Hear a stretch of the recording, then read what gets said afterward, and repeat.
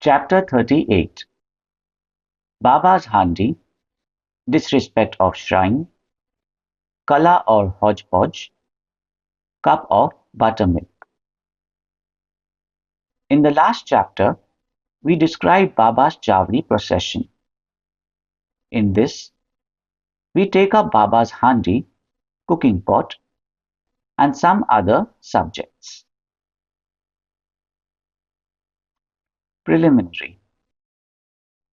O blessed Sadguru Sai, we bow to you, who has given happiness to the whole world, accomplished the welfare of the devotees, and have removed the afflictions of those who have resorted to your feet. By being very liberal and also being the protector and savior of the bhaktas who surrender themselves to you, you have incarnated yourself in this world to oblige mankind and do them good. The liquid essence of pure self was poured into the mold of Brahma, and out of this has come out the crest jewel of the saints, Sai. This Sai is Atmaram himself. He is the abode of the perfect divine bliss. After having attained himself all objects of life, he made his devotees established on the path. Baba's Handi. Different sadhanas, means of accomplishments, are prescribed in our scriptures for different ages.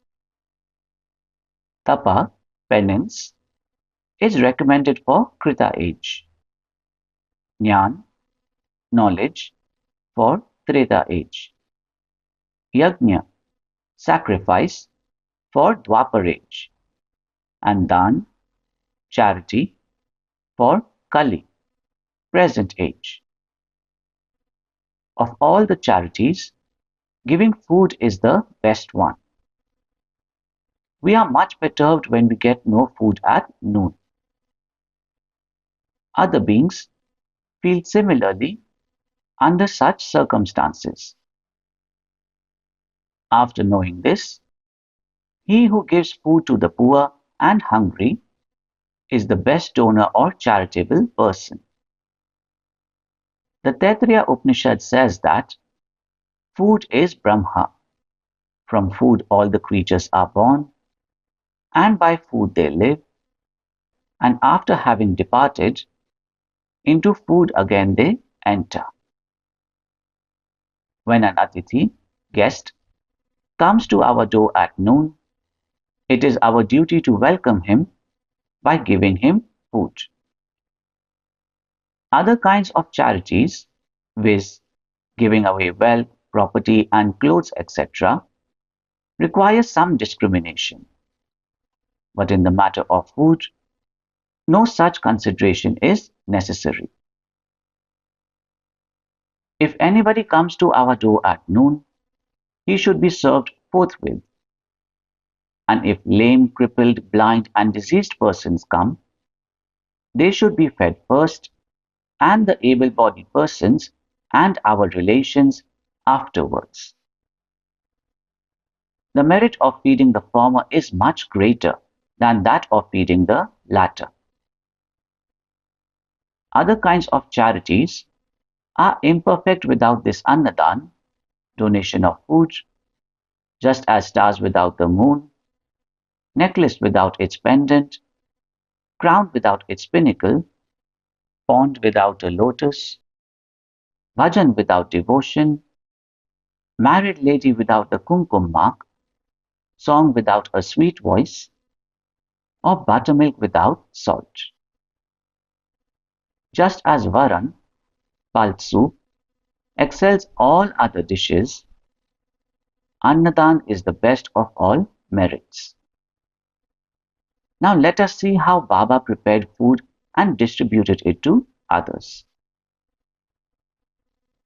It has been stated before that Baba required very little food for himself, and whatever little he wanted was obtained by begging from a few houses. But when he decided to distribute food to all, he made all preparations himself.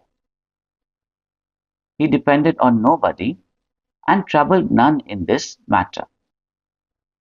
First, he went to the bazaar and bought all the things: corn, flour, spices, etc., paying cash. He also did the grinding. In the open courtyard of the masjid, he arranged a big hearth, and after lighting a fire, he kept a handi over it with a proper measure of water. There were two kinds of handis, one small and the other big.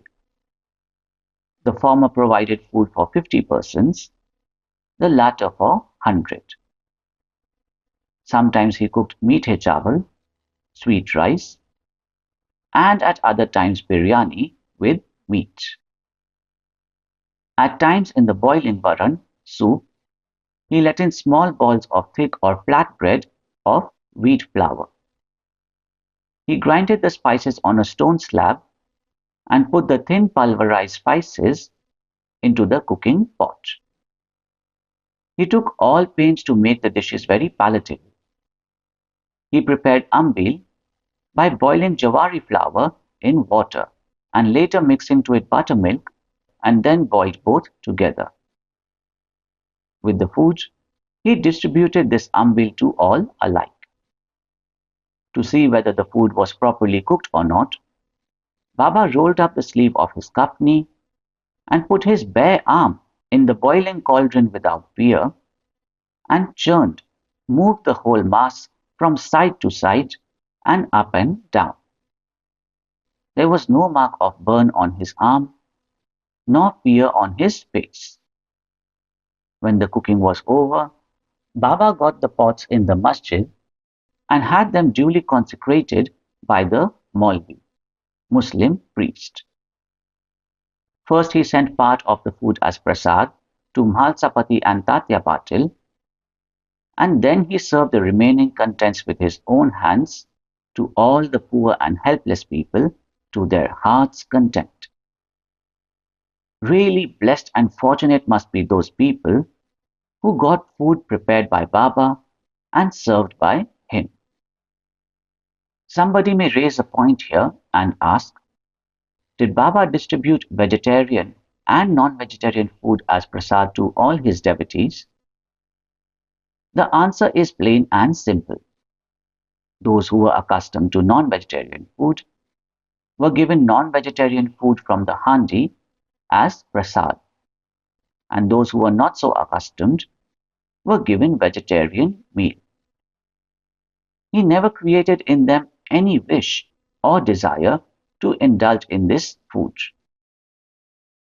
There is a principle that when a guru himself gives anything as prasad, the disciple who thinks and doubts whether it is acceptable or otherwise goes to perdition, future misery.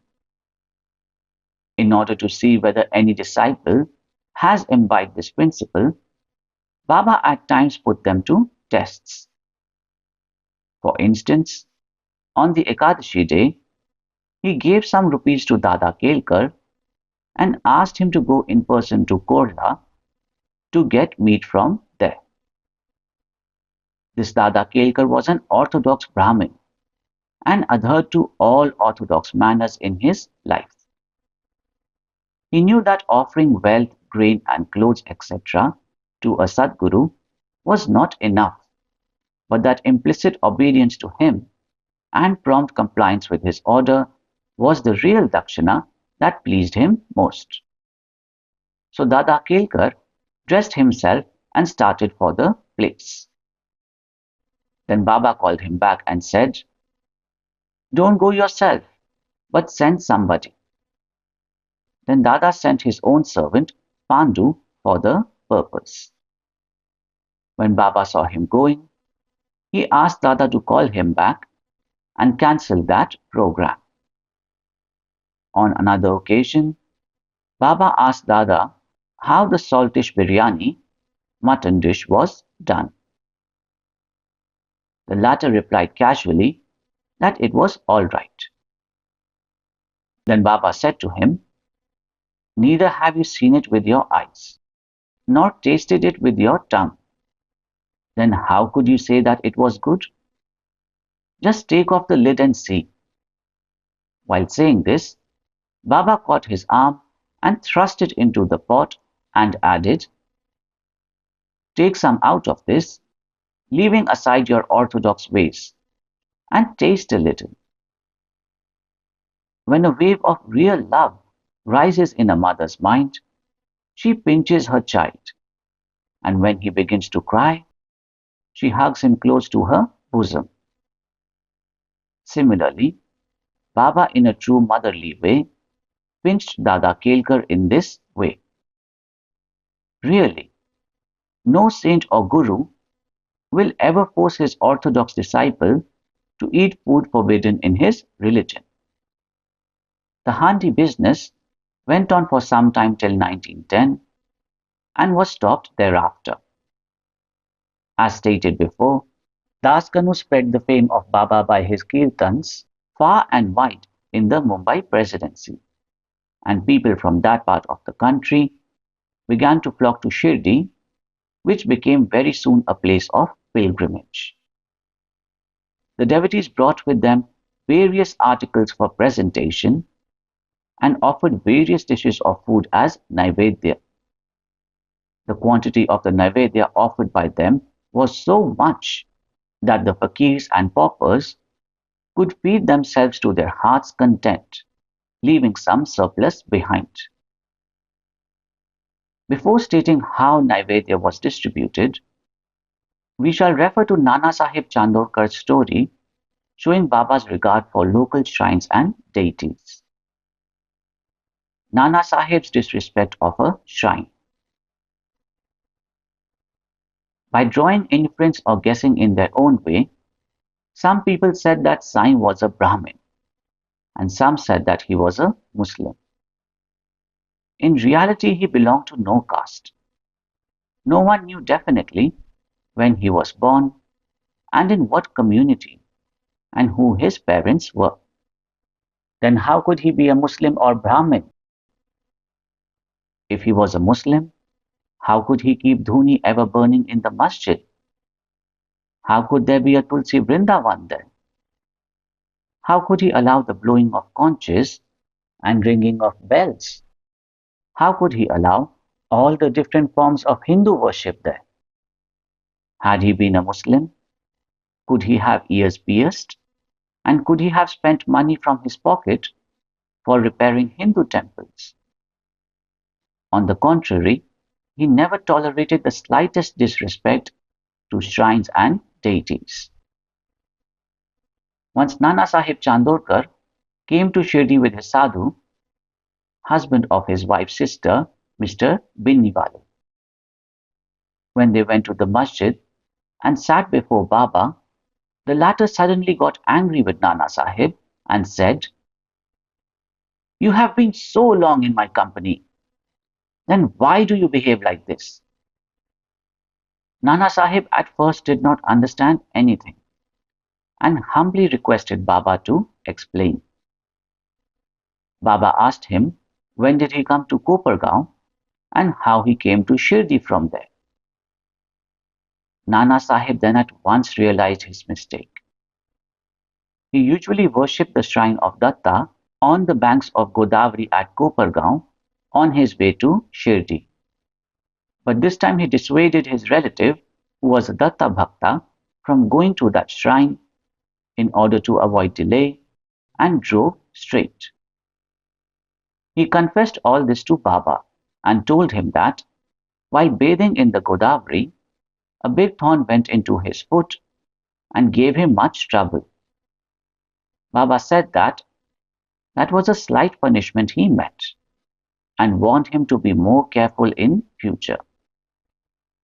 Kala hodgepodge. To revert to the distribution of the Naivedya. After the aarti was over and after Baba sent away the people with udi and blessings, he went inside and sat behind a curtain with his back to the nimbar for meals with 2 rows of the intimate devotees one on each side.